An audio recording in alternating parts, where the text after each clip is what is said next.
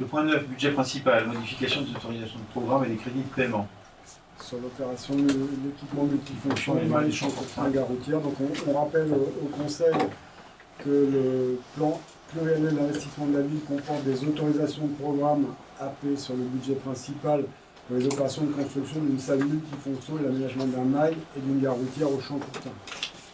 Il convient de modifier les crédits de paiement sur ces deux autorisations de programme afin d'inscrire des crédits de paiement en 2024 pour solder les opérations, puisqu'il restera quelques factures à payer en 2024 et qu'il faut pouvoir disposer des montants. Il est précisé que la modification ne concerne pas les montants globaux de ces autorisations de programme qui restent inchangés, c'est juste un décalage dans le temps des autorisations. Et donc on passerait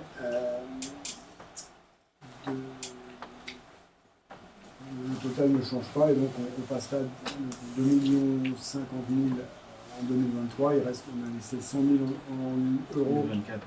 En 2024 pour l'équipement multifonction et 120 000 euros pour le MAIC et la gare routière en 2024. La commission finance réunie le 7 novembre a mis un avis favorable à la révision de ces autorisations du programme et le conseil municipal est autorisé à approuver la modification. Comment ? Merci. Vous avez des questions ? Être invité par exemple. Merci et je propose qu'on fasse des questions s'il y en a. Monsieur Margot. Alors, Monsieur le maire, le 19 mars 2019, nous vous avions adressé un courrier, auquel d'ailleurs vous n'avez jamais répondu, mais là n'est pas la question. Dans ce courrier, nous faisions part d'un certain nombre de remarques sur la salle, je ne vais pas y revenir, puisque vous ne les avez pas prises en considération. Mais nous vous posions la question de savoir combien allait coûter cet équipement. Vous ne nous aviez pas répondu, mais vous avez répondu aux Méléciens. Dans le magazine de mars 2018, vous aviez annoncé 3 400 000 euros.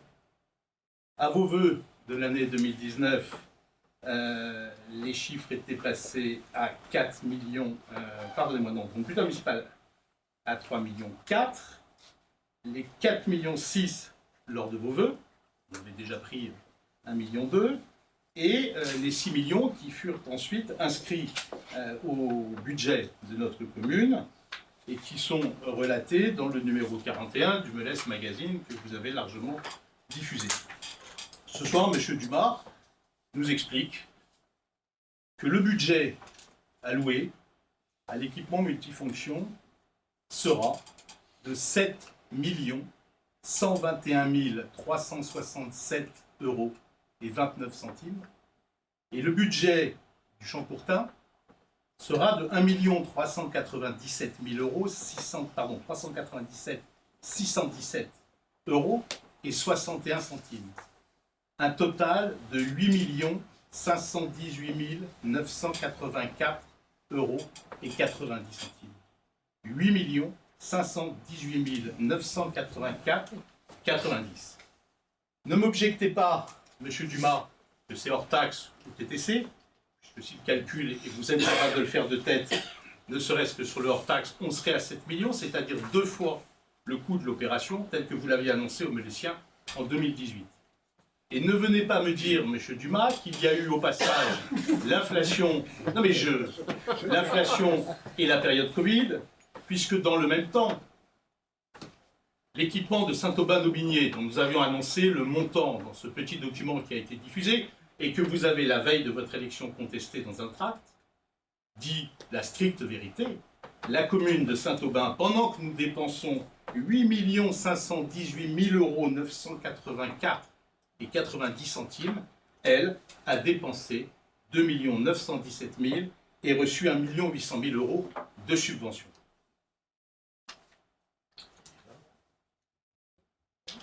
Mettre en confrontation des chiffres, vous avez l'habitude de le faire, M. Margot, sans expliciter le contour même de ce que représentent ces chiffres, conduit forcément à des raccourcis, dont vous êtes un spécialiste, et qui permet de mélanger les choses et de ne rien dire qui tienne vraiment la route.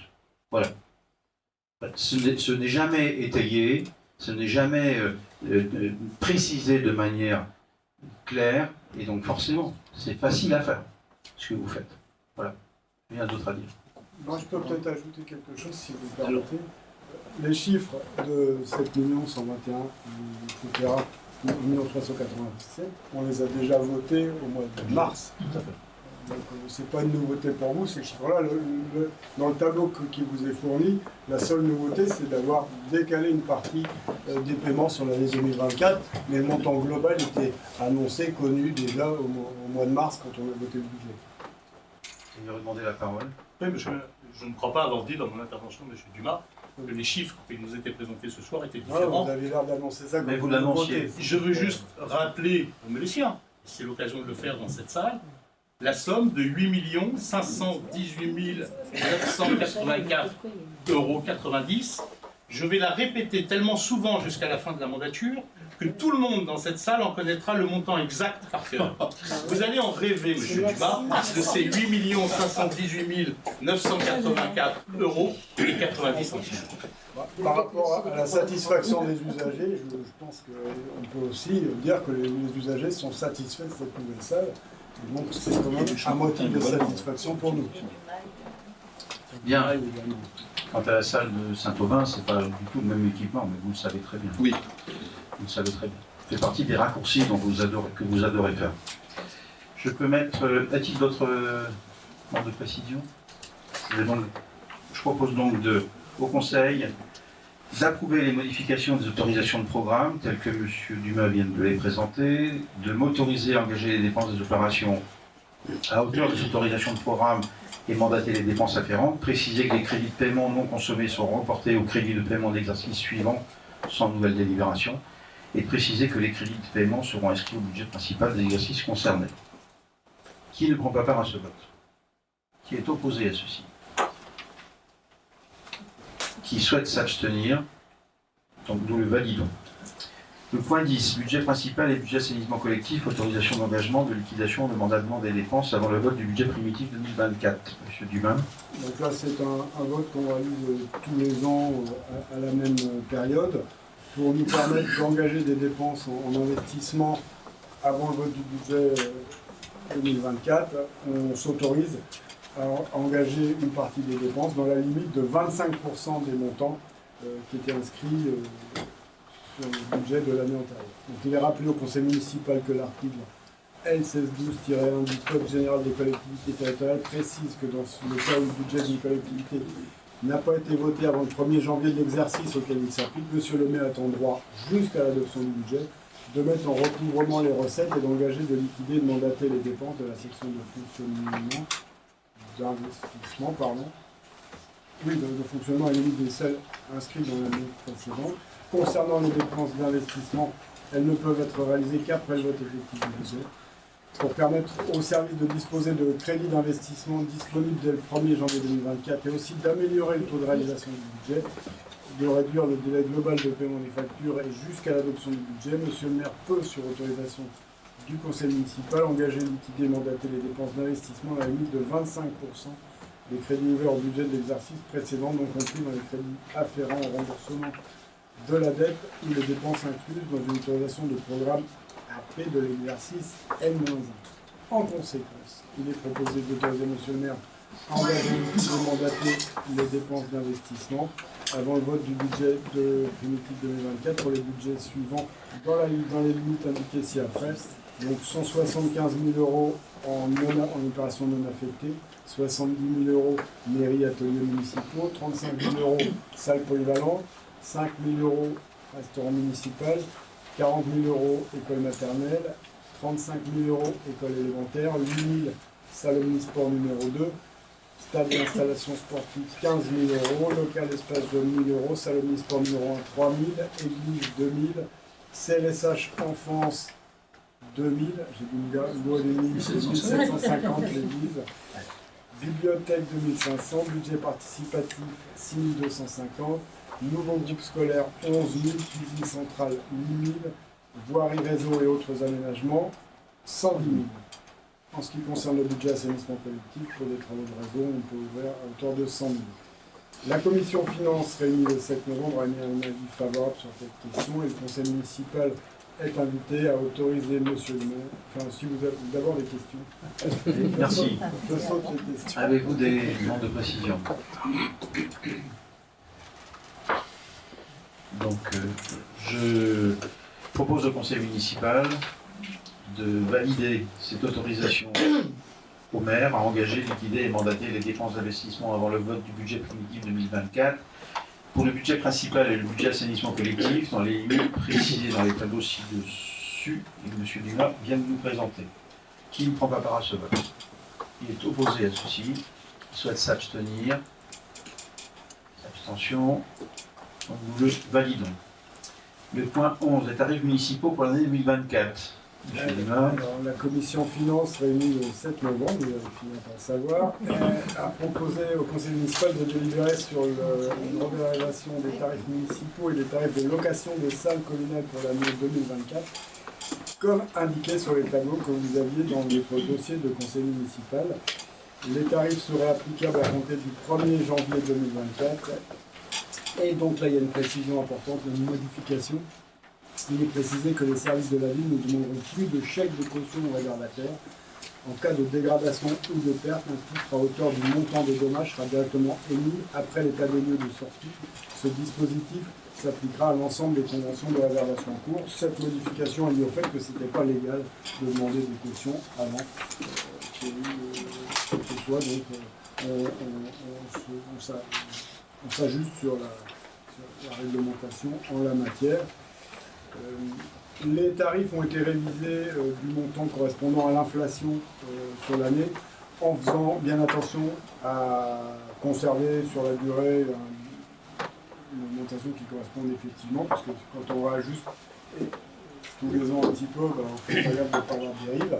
Et puis également en conservant des tarifs à peu près arrondis qui limitent les problèmes de trésor, de monnaie à l'accueil. Quand on a des tarifs à 23 centimes ou des choses comme ça, c'est compliqué à gérer pour les avants. Donc on essaie de, à chaque fois, conserver la réalité vis-à-vis de l'augmentation des prix, donc qui était importante cette année, à 5,8%. Et des tarifs qui restent applicables facilement. Merci. Des demandes de précision? Monsieur Marvaux. Oui, monsieur le maire, monsieur Dumas a raison, je n'avais effectivement fait aucune demande de complément d'information sur la délibération numéro 9, sur la délibération numéro 8. En revanche, sur cette délibération, monsieur Dumas, j'ai en commission des finances fait un certain nombre de demandes. Je suis toujours en attente des réponses à ces questions. Vous les Ils ne aurez. sont pas parvenus. Les demandes portaient sur les montants et le nombre de locations, et les éléments n'ont pas encore été rassemblés par les services. On a bien noté que vous l'aviez demandé, d'ailleurs ça va être rappelé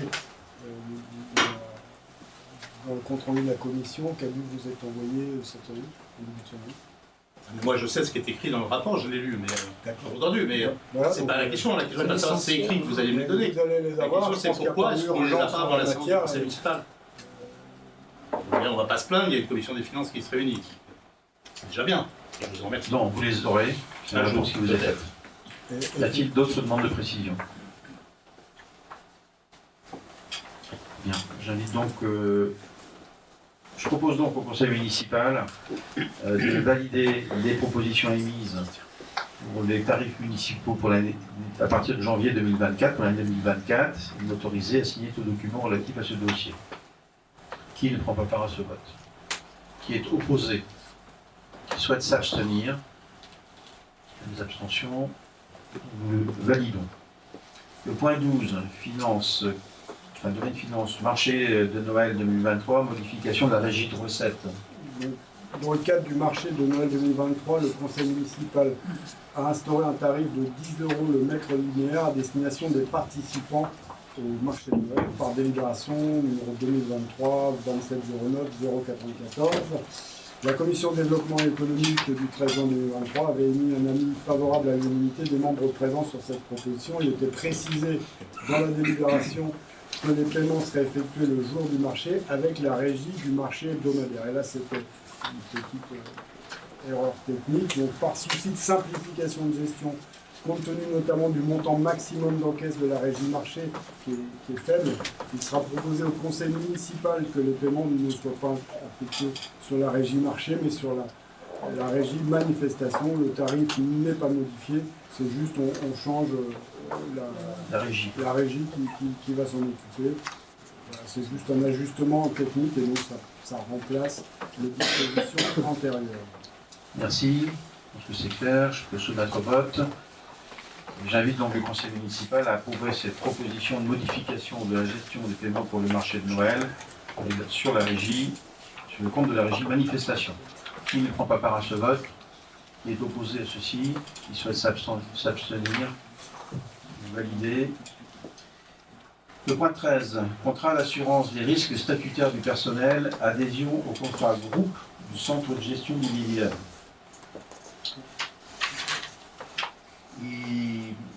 Je passe le début de la présentation de ce point et je rappelle au conseil municipal que l'opportunité pour la ville de pouvoir souscrire un contrat d'assurance des risques statutaires du personnel garantissant les frais laissés à sa charge en vertu de l'application des textes régissant le statut de ses agents. Le centre de gestion de la fonction publique territoriale d'Ille-et-Vilaine peut souscrire un tel contrat pour son compte en mutualisant les risques. Que la ville adhère au contrat groupe en cours dont l'échéance est fixée au 31 décembre 2023 et que compte tenu des avantages d'une consultation groupée effectuée par le centre de gestion de la fonction publique territoriale d'Ille-et-Vilaine, il est proposé d'adhérer au nouveau contrat groupe d'assurance des risques statutaires mis en place par le CDG 35. Les conditions du contrat d'assurance des risques statutaires sont les suivantes. Durée du contrat, 4 ans à compter du 1er janvier 2024. Préavis. Contrat résiliable chaque année sous réserve de l'observation d'un préavis de 6 mois.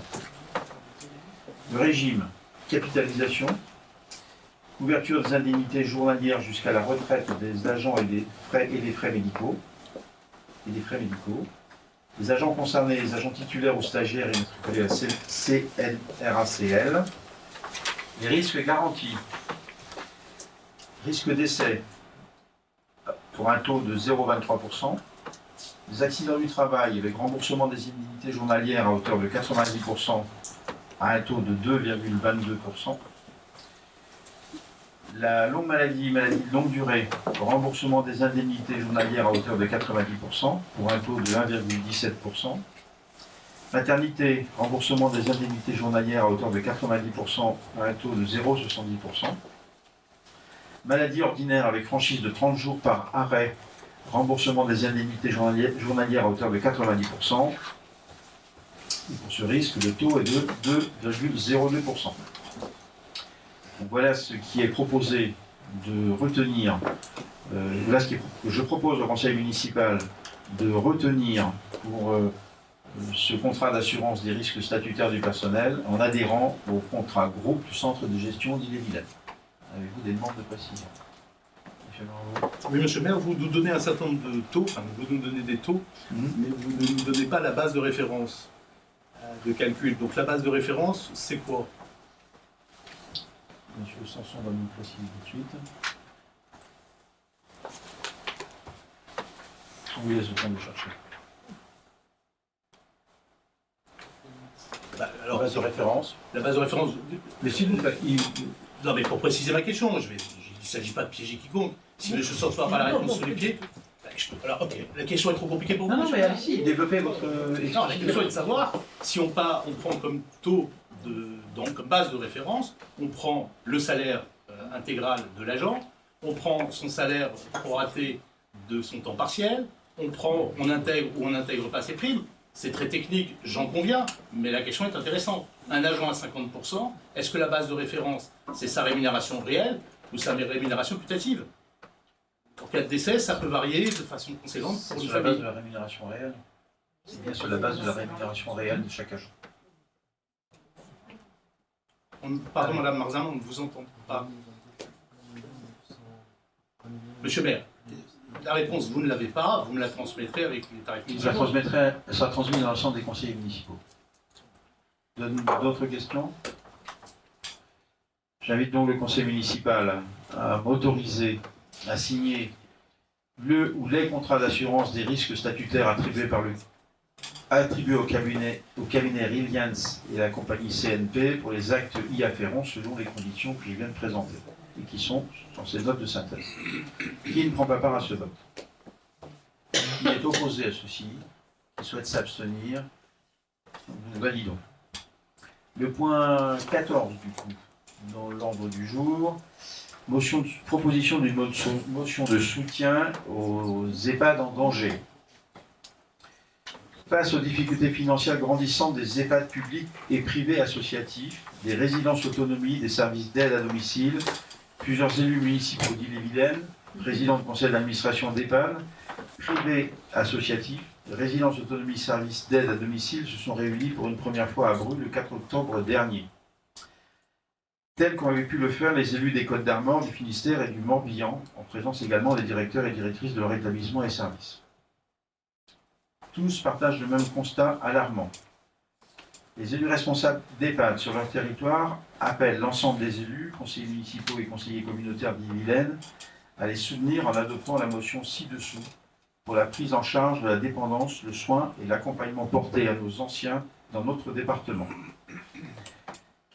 Le texte de la motion. Le 4 octobre 2023, réunis à Bru, les maires, présidents de CCAS, on pourrait rajouter Lucias, élus, les présidents de conseil d'administration d'EHPAD, privés et associatifs, les directeurs des établissements, résidences autonomie et services d'aide à domicile ont tour à tour fait part de leurs difficultés financières dues à des financements insuffisants des autorités de tutelle, mais également leurs difficultés croissantes de recrutement et l'épuisement des personnels.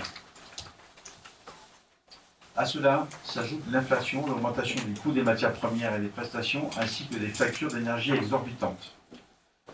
En s'appuyant sur les résultats de l'enquête nationale menée par la FNADEPA en mai 2023 et les situations respectives des EHPAD présents, les réserves financières ne sont plus que de quelques mois, voire 1 à 2 ans dans les meilleurs cas.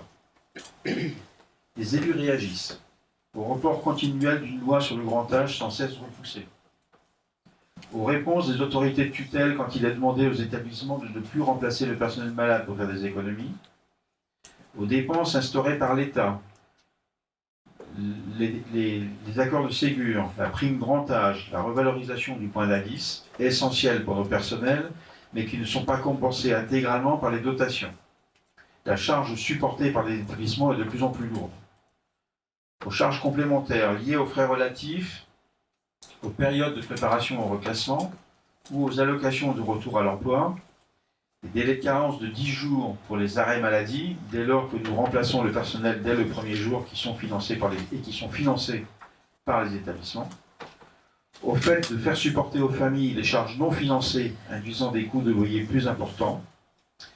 Les élus dénoncent les réponses de l'État via l'Agence régionale de santé, mutualisation ou fusion. Cette alternative ne répond pas à la problématique actuelle, elle ne permet pas de générer des économies. Le non-remplacement des personnels malades. Les élus s'offusquent de cette réponse qui mettrait en difficulté nos résidents et nos personnels. La qualité de l'accompagnement serait sérieusement dégradée. L'attribution de crédits non reconductibles qui ne garantit en rien l'équilibre budgétaire ni la pérennité d'un bon fonctionnement des établissements. Les élus locaux s'associent à l'ensemble des élus mobilisés pour présenter une motion de soutien aux EHPAD, résidences autonomes et services de l'ensemble des communes de la région Bretagne, être associés au travail avec le ministère de la Santé et le ministère de la Fonction publique, ministre délégué aux collectivités territoriales, accompagné des directions d'établissement, s'associer à une mission de conseil quant aux recours juridiques possibles avec nos communes vis-à-vis de l'État. Nous ne faisons pas les lois, bien souvent nous les faisons appliquer. Nous ne faisons pas les lois bien souvent, mais nous les faisons appliquer. Nous demandons aujourd'hui à l'État de bien vouloir nous entendre. Nous, élus locaux, sommes fondés à faire des propositions pour la loi grand âge.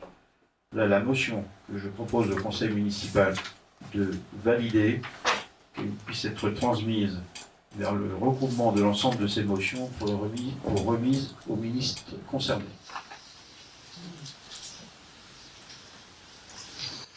Monsieur Ferrand. Je voudrais lire le communiqué de presse de la Fédération hospitalière de France qui a été émis le 17 novembre dernier, il y a une semaine. La stratégie interministérielle consacrée au bien vieillir a été présentée ce matin par Madame Aurore Berger, ministre des Solidarités et des Familles. Cette présentation a donné lieu à 2 annonces fortes que la FHF demandait depuis plusieurs mois. Ainsi, la FHF tient à saluer la rédaction d'un protocole pluriannuel commun entre le gouvernement et les fédérations d'employeurs, dont la FHF est à l'initiative avec le gouvernement. Ce protocole d'accord doit permettre d'accompagner les établissements et services médico-sociaux pour la création de 50 000 emplois en EHPAD à échéance 2030, à travers notamment de la visibilité sur les financements. Cet engagement était indispensable pour adapter l'appareil de formation, planifier l'accompagnement des professionnels en poste vers de nouvelles qualifications et donner la possibilité d'anticiper de nouveaux recrutements. L'engagement du gouvernement à élaborer une loi de programmation sur le grand âge, conformément aux souhaits exprimés à l'unanimité par l'Assemblée nationale lors de l'examen de la proposition de loi Bien vieillir, dont la FHF faisait une priorité pour bâtir une véritable société de la longévité. Cette loi de programmation doit notamment permettre de traduire les engagements adoptés dans le cadre du protocole pluriannuel commun. La feuille de route ouvre aussi de nombreux chantiers au-delà du seul champ médico-social, nécessaires pour orienter et adapter les politiques publiques au vieillissement de la population, parmi lesquelles la facilitation de l'aménagement des logements, l'instauration d'un droit de visite opposable en EHPAD, la mise en place d'un nouveau circuit de signalement unique des maltraitances en établissement et à domicile, etc. Néanmoins, la FHF rappelle que la condition nécessaire pour mettre en œuvre les objectifs de cette feuille de route est la préservation et le renforcement d'un service public du grand âge de qualité. Cela passe notamment par 2 enjeux urgents, 2 enjeux budgétaires urgents. Régler rapidement la situation de crise financière que traversent les établissements en réajustant leurs ressources pour tenir compte du niveau d'inflation depuis 2 ans et compenser intégralement les revalorisations salariales intervenues. Cela implique nécessairement d'abonder le fonds d'urgence et de soutien exceptionnel aux ESMS de 200 millions d'euros supplémentaires, au-delà des 100 millions d'euros annoncés l'été dernier. Intégrer dans la programmation pluriannuelle la poursuite d'un plan d'aide à l'investissement pour prolonger l'effort d'investissement du Ségur de la santé, indispensable à la transformation du secteur. Ce plan a fait l'objet d'une demande unanime des parties prenantes du Conseil de la CNCA du 3 octobre 2023. Pour la FHF, il n'existe pas d'obstacle à la mise en œuvre de ces orientations à court terme, dans la mesure où la branche autonomie est présentée dans le plan, dans la PLFSS pour 2024, avec un excédent évalué par les pouvoirs publics à 1,3 milliard d'euros pour 2024. De même, la reprise de la discussion de la proposition de loi Bien vieillir le 20 novembre à l'Assemblée nationale devra être l'occasion d'avancer sur plusieurs dispositions essentielles pour le secteur public, dont l'harmonisation des règles d'exonération de cotisations sociales. La FHF souhaite que les travaux nécessaires à la mise en œuvre du protocole pluriannuel commun aboutissent au plus vite. Pour Arnaud Robinet, président de la FHF. Bien. Comment vous l'avez lu, en complément à ce que j'ai moi-même proposé ou en opposition à ce que j'ai proposé? En complément. En complément. En complément. La précision est utile. Puisqu'effectivement, vous avez fait la motion que vous présentez date du 4 octobre, la ministre l'a présentée le 31 octobre et la FHF fait un communiqué de presse le 17 novembre. Nous sommes aujourd'hui le 22 novembre et la loi commence à être... que des dispositions doivent prendre à court terme. Vous avez vu? Oui. Tout le monde l'a entendu. Aujourd'hui, la situation de très nombreuses EHPAD, elle est critique financièrement. Critique. Aujourd'hui, la situation des personnels d'un EHPAD est critique également. Critique. Alors l'engagement sur la création d'emplois à l'horizon 2050, très bien. 2030. 2030. 50 000 à l'horizon 2030. C'est très bien. Mais aujourd'hui, c'est dans le quotidien que c'est demain c'est aujourd'hui que les situations sont critiques et doivent être traitées. M. Margot. Je vais vous épargner la lettre de la ministre sur le sujet. Monsieur le maire. Pardon, monsieur Loret. Non, mais on est... La motion que vous avez lue, monsieur le maire, elle date d'il y a 1 mois et demi. Et heureusement, dans ce pays, en 1 mois et demi, il se passe un certain nombre de choses. Si vous aviez assisté à la séance de l'Assemblée nationale du 20 novembre dernier, vous sauriez ce qu'a été le contenu des différents débats.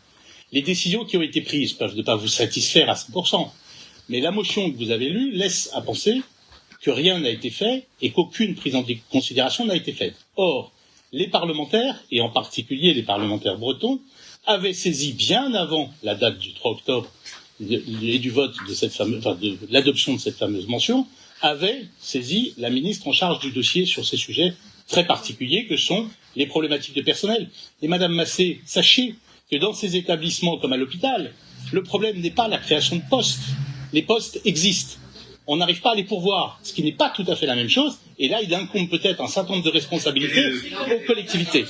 On va pas, Madame Barzin, je ne rentrerai pas en débat ce soir avec vous sur ce sujet, parce que ça n'est pas, me semble-t-il, l'objet. Mais si le maire le souhaite, je suis prêt à tenir le débat toute la soirée.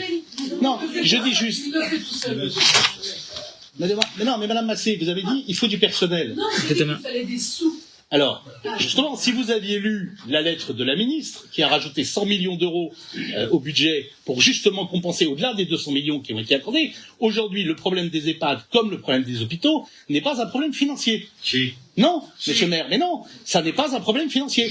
Aujourd'hui, monsieur le maire, les accords salariaux qui étaient nécessaires n'ont pas été en totalité compensés. Mais si, monsieur le maire, on a aujourd'hui un engagement qui a été pris par l'État de compenser à 100% le Ségur 1 et le Ségur 2. Oui. Non mais, monsieur le maire, on peut...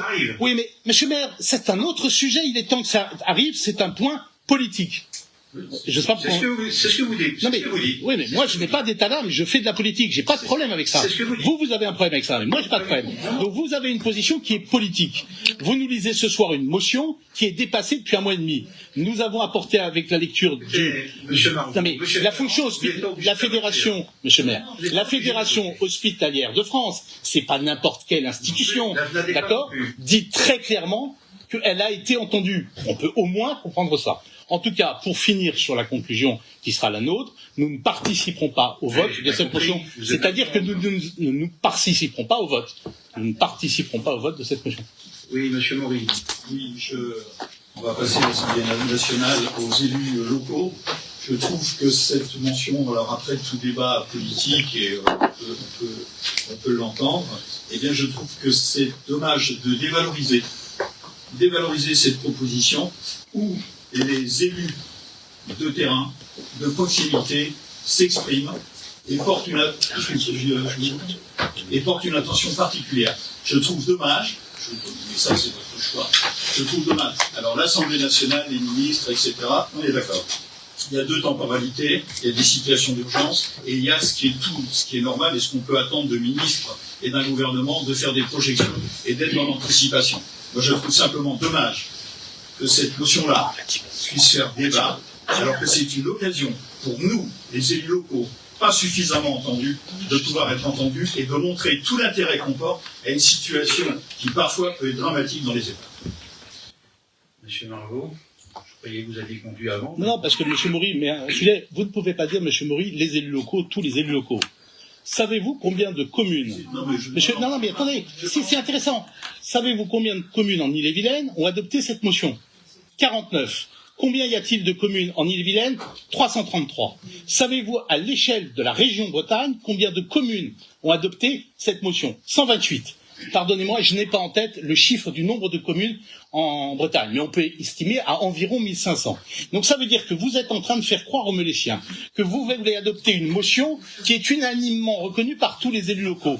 Non. Non seulement elle n'est pas unanimement reconnue par tous les élus locaux, mais, loin s'en faut, elle n'a été adoptée que par une infime minorité. Voilà. Vous avez une méthode qui est de lire des proclamations qui ne servent strictement à rien, quand d'autres agissent auprès des ministres pour faire évoluer les choses. Alors, monsieur Maury. Merci monsieur pour votre action. Franchement, Oui, on est rassurés. Juste, monsieur le maire, c'est incroyable. Monsieur Maury. Simplement, monsieur Marot. Monsieur Maury, ma capacité à m'émouvoir. Monsieur Marot. Et la correction. Vous n'allez pas nous faire le sketch. Non, mais s'il vous plaît, monsieur Maury s'exprime. Ma capacité à m'émouvoir ne se mesure en aucun cas à l'aune du nombre de signatures. Monsieur Ferrand. Je voulais juste revenir effectivement sur le terme de temporalité dont parlait M. Maury. Effectivement, vous nous présentez cette motion-là ce soir, nous sommes le 22 novembre. Depuis le 4 octobre, il s'est passé effectivement beaucoup de choses. C'est juste par rapport à cela que... Non, mais Monsieur Ferrand, c'est juste par rapport à je ça. vous ai entendu répondre à mon interrogation. Vous m'avez dit que c'était complémentaire. Exactement, c'est Je pour ça. serai très attentif à votre vote. C'est complémentaire. On vous a donné notre position, On a monsieur le donné maire. notre position. On ne participera pas au vote. Monsieur Ferrand m'a bien répondu que c'était complémentaire. C'est complémentaire, mais Eh bien, je serai très attentif, et nous serons tous très attentifs à votre vote. Tout simplement. on fait un plan large. On fait un plan large peut-être. Il n'y aura pas de vote. Pour Monsieur Leray. Bien, je propose le vote de cette motion en soutien à tous les élus qui ont en responsabilité la gestion d'EHPAD et à tous les personnels qui ont en responsabilité la gestion des EHPAD et qui œuvrent au quotidien au service des aînés dans ces établissements. Et je propose que ce soit voté à main levée cette motion. Qui est pour? Qui est contre? Ah voilà. Qui s'abstient? Qui ne prend pas part au vote? Très bien, c'est très clair. C'est très clair. Je ne peux pas, parce qu'il y a du public derrière. Madame, je n'ai aucun état d'âme pour Ça, c'est expliquer très sereinement aux Meulésiens les raisons pour lesquelles nous n'avons pas participé à ce vote. Parce que vous connaissez Si pas ça avait les situations été, des EHPAD. monsieur le maire, pas à moi, monsieur le maire, pas à moi, pas à moi, monsieur le maire, monsieur le maire, ayez l'amabilité et la gentillesse de relire un jour mon CV et ne me dites pas que vous ne savez pas ce que je sais qu'un EHPAD. Mais oui, mais vous l'avez jamais lu, monsieur le maire. Je vais vous le renvoyer parce que vous ne le connaissez pas, c'est dommage. Je n'y connais rien. Monsieur Maury, combien de temps dans ma vie ai-je passé au cabinet du ministre de la Santé?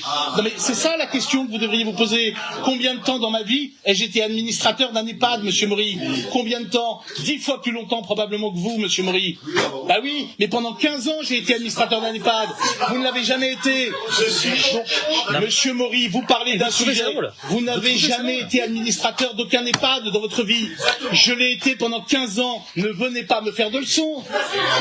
Mais ça fait rire les uns et les autres. L'incompétence, ça ne se démontre pas. La compétence, ça se démontre. La compétence, ça se démontre. Non, l'incompétence ne se démontre pas. Ce que je peux vous dire, c'est qu'en tant qu'administrateur d'EHPAD public sur le territoire du Val-d'Ille-Guigné, l'argent dont vous parlez, qu'il y en a plein, etc., eh ben, Ai-je dit cela, monsieur le maire? Oui, vous avez dit ça. J'ai pas dit qu'il y avait de l'argent, qu'il y en avait plein et qu'il était là. J'ai pas dit ça. J'ai moi pour habitude d'avoir un principe simple quand un ministre de la République affirme un certain nombre de choses devant l'Assemblée nationale, comme quand un maire affirme un certain nombre de choses devant un conseil municipal, j'ai tendance à penser qu'il a raison et qu'il dit la vérité. On est parfois démenti, monsieur le maire. On est parfois démenti. On est malheureux. Mais non, c'est pas ce que j'ai dit tout à l'heure, parce que je veux bien souligner le fait que tout à l'heure, monsieur le maire nous a dit une contre-vérité. J'ai rien dit du tout, j'ai pas apporté de réponse. J'ai pas apporté de réponse. On réécoutera tranquillement la Je n'ai pas apporté de réponse et vous souvenez que j'ai menti.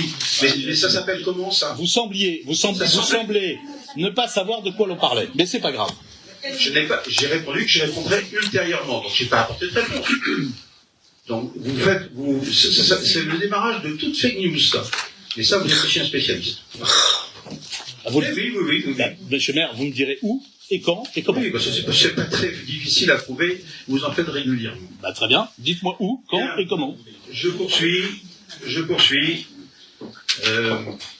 J'espère que vous serez présent au prochain conseil communautaire, monsieur Margot. Vous pourrez être présent.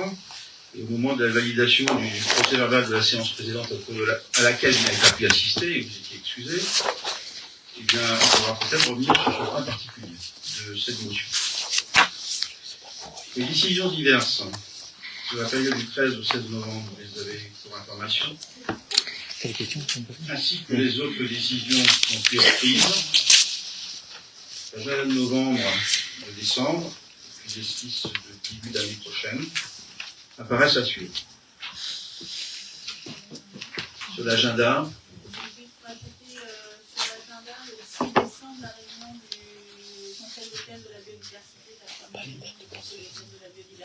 l'installation de cette nouvelle. Madame Massé. J'ajoute une commission d'éducation publique, voirie et aménagement rural le 5 décembre à 19h. C'est un mardi. Ok. Et le conseil municipal le 15. Non, 13. 13 décembre. 13 décembre. La commission de loi du 28, Vous nous avez adressé un certain nombre de questions. Oui, pardon. Sur l'agenda, vous ne nous avez toujours pas communiqué les dates des conseils municipaux pour 2024. Ils sont communiqués Ultérieurement. Par mail à l'ensemble des conseils municipaux. Merci. Vous m'avez déposé quelques questions. Je vous propose de les prendre une par une, après la lecture par vous-même, l'un d'entre vous. Ok. Alors, conformément à l'article 20 du règlement intérieur de notre conseil municipal adopté le 25 novembre 2020 et modifié les 31 mars 2021 et 28 septembre 2022, nous adressons les questions suivantes. Pouvez-vous nous dire combien de logements nouvellement construits depuis mars 2020 ont été raccordés au réseau d'eau usée de la commune et combien sont en assainissement autonome?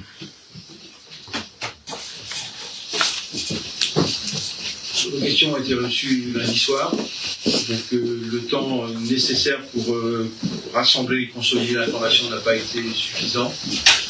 Ici, les réponses à cette question seront apportées au prochain conseil. Okay. Monsieur le maire, ça peut parfaitement ne pas attendre le prochain conseil. Je vous ai dit que je apporterai ça au prochain conseil. Pouvez-vous nous dire comment vous avez intégré dans le cahier des charges de la future station d'épuration l'évolution réglementaire et le décret du 30 août dernier qui simplifie désormais la réutilisation des eaux usées traitées, RUT, solution désormais incontournable pour répondre aux tensions sur la ressource en eau qui ne va que s'accroître, y compris sur nos territoires? Le dossier a été déposé le 30 août. Pardon, excusez-moi, je dis des bêtises.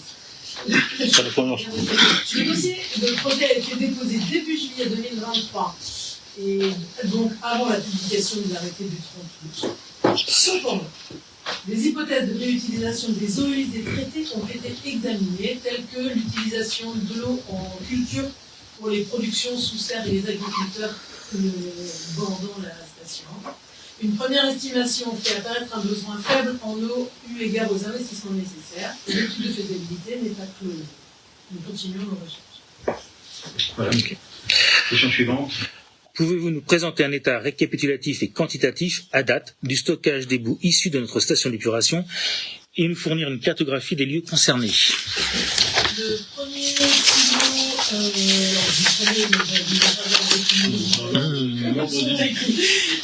au verger bossé à Meulès, c'est un silo de 400 m3 et donc est à une distance à peu près de 5 km 400. Il y a un silo au Midi de 300 m3 à une distance d'à peu près 3 km 400. La rivière, il y en a un autre à la rivière à Meulès de 600 m3 et qui est à 6 km 5 et un au Chanchoirin à Montreuil-le-Gard de 450 m3 aussi à une distance de 6 km 5. Merci. Sans intégrer donc le prochain.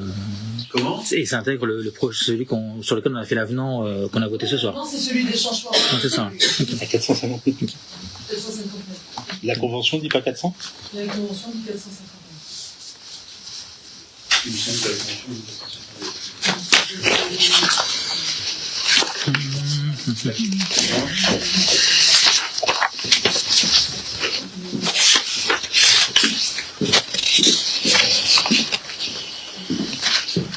La convention dit bien 450. Moi, je l'ai pas. Donc. Je prends la suite. Pouvez-vous nous dire combien de temps la fermeture de l'accès à Meulès par la Croix de Paille et l'expérimentation des changements de priorité au niveau des commerces Lidl et Super U doit durer?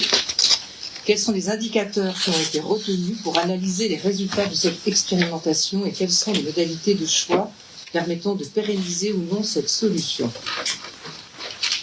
La durée d'expérimentation de fermeture de l'accès vers le centre de Meulès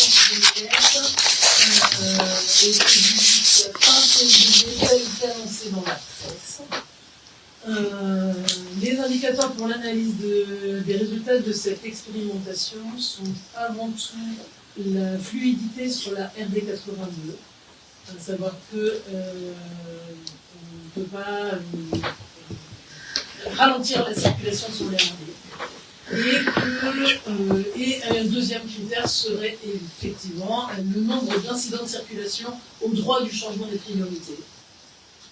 Et d'autres éventuels autres critères qui pourraient venir des usagers ou qui pourraient d'autres indicateurs auxquels on pourrait penser ensuite, mais les deux premiers en tous les cas que nous avons clairement identifiés sont ceux-là.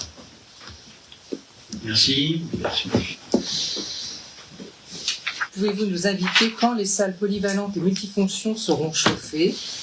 L'absence de chauffage étant préjudiciable aux activités, qu'elles soient sportives et de restauration pour l'école privée par exemple, mais également pour la bonne tenue dans le temps des bâtiments. Merci. La salle multifonction est raccordée au réseau de chaleur du nouveau collège. Son fonctionnement est programmé du lundi au vendredi de 7h30 à 22h30 et les samedis de 8h30 à 22h. Les périodes de chauffe seront adaptées d'un planning de chauffe en cours d'élaboration. Quant à la salle polyvalente, la réparation de la chaudière est en cours. La pièce qui a été livrée est défectueuse et attend sa carte de régulation et les paramétrages nécessaires. Ça devrait se solder rapidement. Merci. La suivante. Oui, monsieur le maire, je vais prendre la suivante. Vous aviez annoncé commencer à inscrire au budget 2023 un projet de halle sportive. Pouvez-vous nous dire si ce projet est toujours d'actualité et si une commission des sports est prévue pour en débattre? Monsieur Margot, l'étude d'un projet de la sportive a été engagée en partenariat avec Energive pour y installer une centrale de production d'énergie photovoltaïque. Les discussions pour la définition du dimensionnement ont été freinées et ne sont pas abouties à ce jour. Le moment venu, ce projet fera l'objet d'une présentation en commission. C'est simplement, on a un gros souci au niveau toit, ça peut passer, c'est simplement au niveau bardage. Le projet n'est pas abouti. Le projet n'est pas abandonné. Non. Je comprends donc, monsieur le maire, que dans cette commune, les besoins des sportifs sont liés à des capacités des toitures à accueillir ou non des panneaux solaires. Et si, c'est ce qu'on vient d'entendre. On est dans la partie. Moi, je parlais du sport, mais on parle d'énergie. Dans la partie question-réponse de fin de conseil, où il n'y a pas de débat. Dans la question suivante, si vous en avez une, la réponse est donnée. Il n'y a pas de réponse, mais il n'y a pas de débat. Il y a une réponse. Alors, nous avons demandé lors de la dernière réunion du conseil municipal que nous soit communiquée la liste des réserves liées à la réception de la nouvelle salle du Champ-Courtin. Nous sommes toujours en attente. Envisagez-vous de communiquer ces documents aux élus? Lors du dernier conseil municipal, M. Margot, vous avez réclamé que vous soit communiqué le compte rendu des réserves émises par la commission de sécurité. Je vous avais répondu que c'était intégralement repris dans l'arrêté de mise en exploitation. Très bien. Non, monsieur le maire, oui, j'ai bien compris. J'ai bien compris votre réponse. Non, mais j'ai bien compris votre réponse. C'est la réponse. Non, vous voulez cacher la vérité aux élus sur la réalité, mais c'est pas grave. Mais si, mais vous voulez pas nous donner les éléments de réserve. Mais c'est votre droit le plus absolu. Mais ne venez pas me dire que c'est pas parce que j'ai pas posé la question correctement. Vous ne voulez pas nous donner les éléments de réserve de la salle. Très bien. Mais non, elles sont pas notées. Il y a eu 88 pages de réserve. Il n'y a pas 10 lignes. Allez. C'est des commissions de sécurité. Très bien, monsieur le maire. J'ai tenais tellement, c'est à l'ensemble des conseillers. J'ai parfaitement entendu, monsieur le maire, votre non-réponse, et du coup, je réitérerai le rendez-vous qui n'a pas pu être monté ce mois-ci, mais que nous demanderons à pouvoir organiser pour consulter l'intégralité des documents liés à la salle. Nous n'avons malheureusement pas disposé du temps nécessaire pour être présents à cette consultation. Pouvez-vous... On vous écoute. Pardon, monsieur Maury? On vous écoute, monsieur Margot. Bah si, mais vous parlez, donc j'écoute, moi. Et je vous entends pas bien d'ici, vous n'avez pas de micro. Pouvez-vous nous communiquer le plan annuel d'entretien des chemins piétonniers de la commune, qui, à l'exemple de celui de la Croix des Ormeaux, semble oublié ces derniers temps? Merci. L'entretien des chemins piétons en zone urbaine est intégré dans le programme annuel d'entretien des espaces verts. En zone rurale, l'entretien des chemins de randonnée est inscrit aux boucles du Val du Lobinier, telles que le chemin de bannière de la Commune de Voilà. Merci. Bien, ceci nous amène à la conclusion du conseil municipal de ce soir. Le 2 décembre prochain, le centre d'incendie et de secours de Melesse organise sa Sainte Barbe. Chaque conseiller municipal y sont invités. Le petit carton d'invitation sera transmis à tout le monde par mail demain dans la journée. J'allais conclure. Alors, avant que vous ne concluiez cette séance, monsieur le maire, je regrette profondément et très sincèrement que vous n'ayez pas trouvé l'occasion, en tant que maire de Melesse, ni de façon publique ni ce soir lors de la séance du conseil municipal, d'associer la population melessienne et le conseil municipal de Melesse à la mémoire de Pierre Breteau, qui nous a quittés de façon un peu rapide et qui était non seulement le maire de la commune voisine de Melesse, mais également le président de l'association des maires d'Ille-et-Vilaine.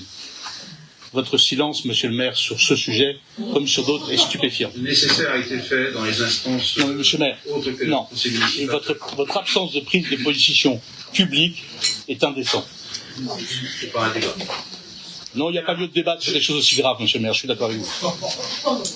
Vous n'avez pas pris la parole au nom de la ville de Melesse, et vous n'avez pas pris la parole en tant que maire de Je me Melesse. suis adressé à sa famille, Peu importe. ainsi qu'aux élus, Ce que Claude Jaouen, aux élus de Saint-Grégoire. monsieur le maire, ce que Claude Jaouen a à faire et a fait relève de son intimité et ne regarde pas la personne que je suis ou le conseil municipal de Melesse que je suis. J'aurais aimé, monsieur le maire, que vous puissiez publier un communiqué de presse pour nous associer à la ville de Saint-Grégoire, à ses habitants et à ses élus, et j'aurais aimé ce soir que vous preniez ne serait-ce qu'une minute pour honorer la mémoire de Pierre qui est parti beaucoup trop vite. Il est parti beaucoup trop vite. Merci, monsieur le maire. Bien, je clôture la séance de ce soir.